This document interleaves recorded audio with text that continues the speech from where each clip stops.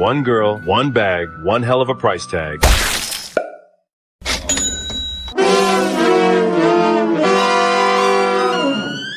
So, let me get this straight. You took a $3 canvas bag from a grocery store that sells discount hummus and decided it was fine art because you painted a martini on it for $1,500. This bag better walk me to Trader Joe's, do my meal prep, and whisper affirmations about late-stage capitalism while I cry in the freezer aisle. TikTok is foaming at the mouth, and Gabriella, aka Gab NYC, posted this like it was her Taylor Swift is being bullied moment. Girl, you are not the Mona Lisa. You're Whole Foods with Wi-Fi. And the best part? She really thought this was a slay. She really said if you can't afford it, just say that. If you're a broke boy, just say so.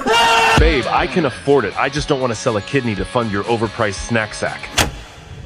You thought this was about a bag, but it's about class, delusion, and the influencer economy spiraling out of control. Meet Gabriella Vashi, TikTok's Upper East Side girl boss. A 26-year-old influencer who lives like the world is her Pinterest board, and your rent payments are background noise. She wakes up, stretches her delusions, and then floats through Manhattan like she's the protagonist of a Sofia Coppola movie, but sponsored by capitalism and collagen peptides. I am on fire! She calls herself an artist. She paints olives on Trader Joe's bags, and apparently that's enough to charge more than some people's student loan payments. Her TikTok is a shrine to affluence, where even her groceries feel expensive, and she still somehow manages to be the main character inside a Ralph Lauren store she didn't buy anything from. Yes, she really claims she made Ralph Lauren coffee famous. Okay. Which is insane, because last I checked, no one was storming retail stores for $14 lattes because of Gab NYC. My name is Jeff.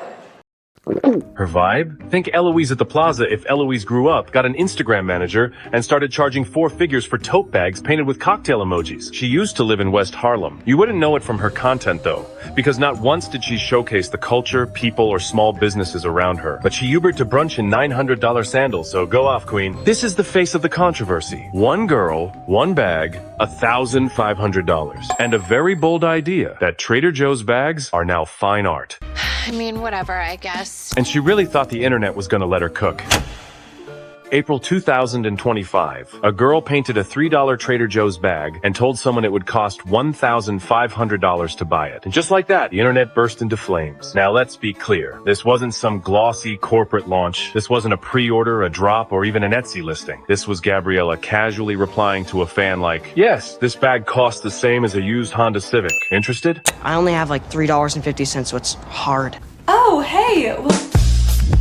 And the internet said, absolutely the fuck not. The girl tried to flex her professionalism, said she's worked with major fashion brands, and explained the price reflects time, skill, and attention to detail on a grocery bag. Attention to detail? Baby girl didn't even erase the pencil sketch. It's giving $1,500 for MS Paint on canvas mode. So I just said, or maybe don't steal ideas from artists and small businesses because, girl, come on, like you should know better. She then accused the buyer of intellectual theft, because apparently painting olives on a tote is now a patentable innovation. Oh, no, no, no, no.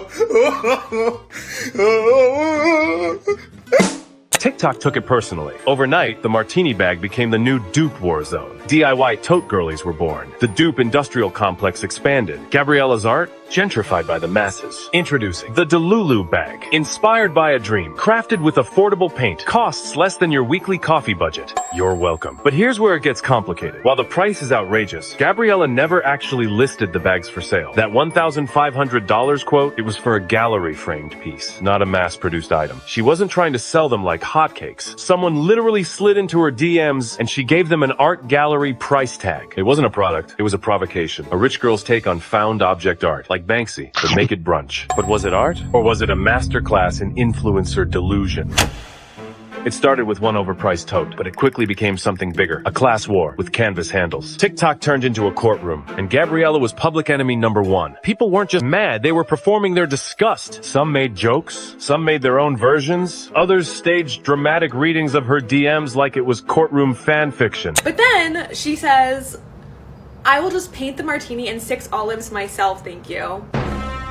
That quote already tattooed on the forehead of DIY TikTok. It's the new girl, be for real. And I say, to provide context, I'm a professional artist, I work with major fashion brands, the prices reflect the time, materials, skill, and attention to detail that go into each hand-painted piece, which, again, at this point I thought maybe she just like didn't really know better. He tried to clap back with professionalism. She mentioned gallery showings, high-quality paints, the ethos of her work. Sis said the tote bag was a commentary on consumerism and then priced it like a Birkin. The irony is wearing Gucci sunglasses and sipping bone broth. Oh, that's hot. Honestly, queen behavior, Delulu to the core, but she committed to the bit. Hey guys, new product drop. Today I'm selling this upcycled LaCroix can. It's part of my commentary on post-industrial decay. $3,000 or best offer. And of course the comments were a dumpster fire dipped in glitter. People said she was a scammer, a nepo baby, a symptom of late-stage capitalism, a menace with a paintbrush.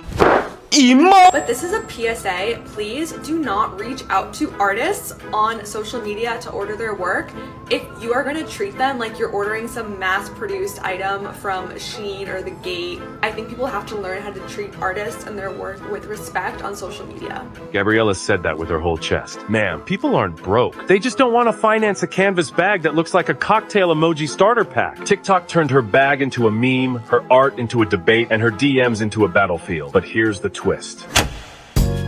This isn't just about a bag. This is about capitalism. This is about aesthetics. This is about charging rent prices for something you made during a podcast and a matcha meltdown. Gabriella said her tote bags are commentary. So this art series is supposed to spark conversation about what is art, what determines the price and value of art, and how much people are willing to pay for art. In our viral, pop culture-centric world, what counts as art and what do we value? I hope this helps.